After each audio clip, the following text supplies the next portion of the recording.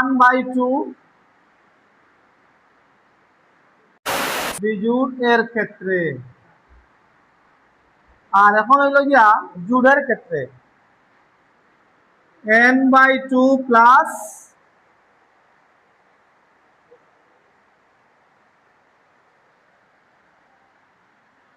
n/2 plus 1।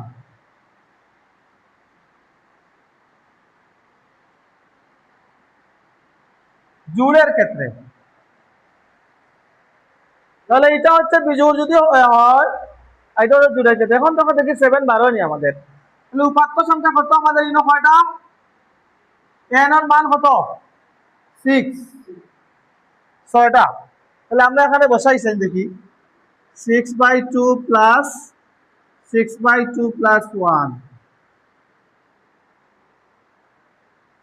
তাহলে এইগুলো কাটিলে হইল কত? 3 প্লাস লসাগু নিলাম 2, 2 দিয়ে কাটিলাম 6 প্লাস 2,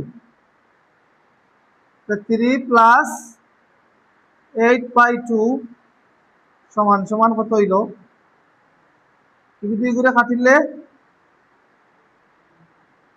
4, 3 প্লাস 4, তাহলে তো 5 3 7, 5 3 7।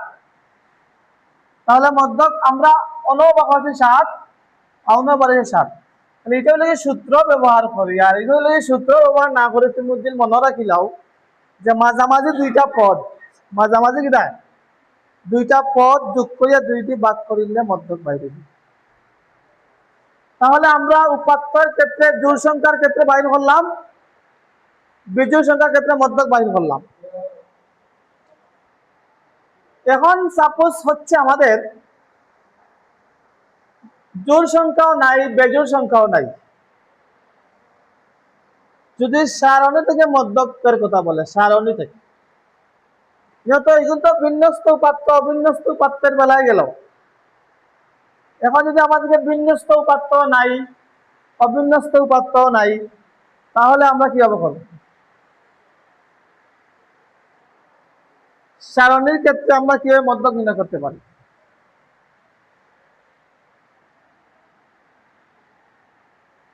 লেখছনি তো এটা নিয়ম, লেখছনি কোথা লাগি দিচ্ছি দাদা, লেখলাই না লেখছনি তোমরা কি লেখছস নি গো, কত সময় লাগে লিখতে?